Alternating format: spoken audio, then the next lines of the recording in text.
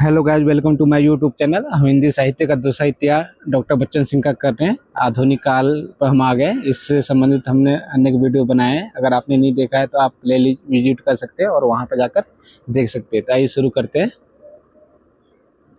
पहला प्रश्न, अधिकार सुख कितना मादक और सारहीन है, अपने को नियामक और कर्ता बनाने की बलवती यहाँ पर मृगा उससे बेगार बेगार कराती है। ये कथन किस नाटक से लिया गया है? ऑप्शन है Chandragupt, option B Skandagupta, option C Dhruvswamini, option D Kalyani Parinay. इसका आंसर क्या होगा? इसका जो आंसर होगा वो ऑप्शन बी सही होगा। यह स्कंदगुप्त का कथन है। प्रश्न संख्या 2, चंद्रगुप्त मौर्य एक महाकाव्यात्मक नाटक है। यहाँ महाकाव्यात्मक का अभिप्राय ब्रेस्ट का एपिक नाटक नहीं है। महाकाव्यात्मक का तात्पर्य है देशभक्ति और संस्कृति राग के बहुआयामी चित्रों का उरेहना जाना, लंबी कालावधि और चरित्रों को जमघट होना। ये कथन किसका है? Option A Hazari Prasad Dwivedi, option B Ramchandra Shukla, option C Mahavir Prasad Dwivedi, option D Bachchan Singh. इसका जो आंसर होगा वो ऑप्शन डी सही होगा। डॉक्टर बच्चन सिंह का ये कथन है। प्रश्न संख्या 3, आपको बताना है कि कौन सा लक्ष्मी नारायण लाल के नाटक नहीं है। ऑप्शन ए सन्यासी, ऑप्शन बी राक्षस का मंदिर, ऑप्शन सी राजयोग, ऑप्शन डी बकरी।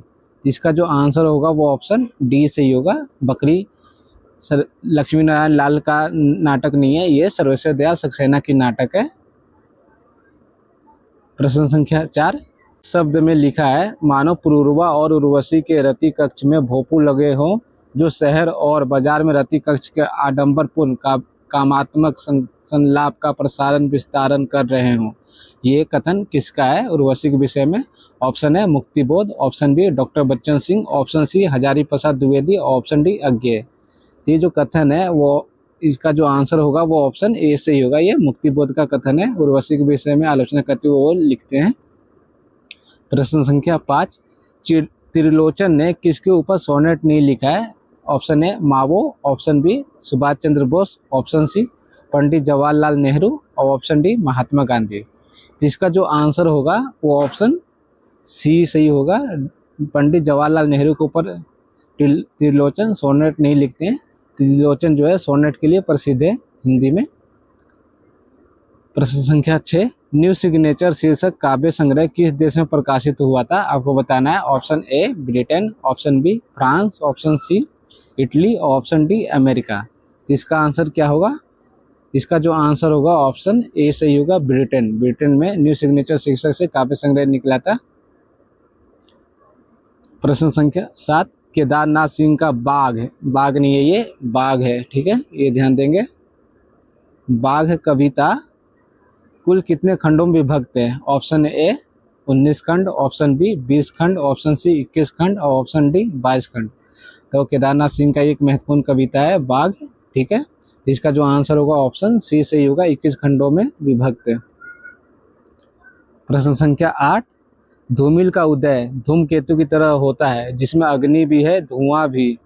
धुआं आधुनिक है और अग्नि प्रगतिशील चेतना। ये कथन किसका है? Option A doctor Bachchan Singh, option B Ramchandra Shukla, option C doctor Nagendra, option D doctor Dharmveer.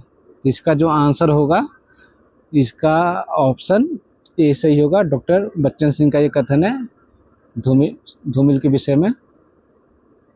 प्रश्न संख्या 9, दलितों के पास एक ही आलोचक है धर्मवीर।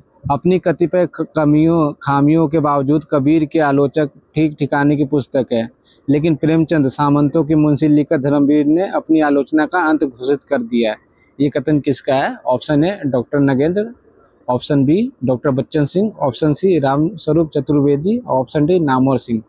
इसका आंसर क्या होगा? इसका जो आंसर होगा वो ऑप्शन बी सही होगा। डॉक्टर बच्चन सिंह का ये कथन है डॉक्टर धर्मवीर के विषय में, जो कि एक दलित के प्रमुख आलोचक माने जाते हैं। तो आज के लिए इतना ही, धन्यवाद।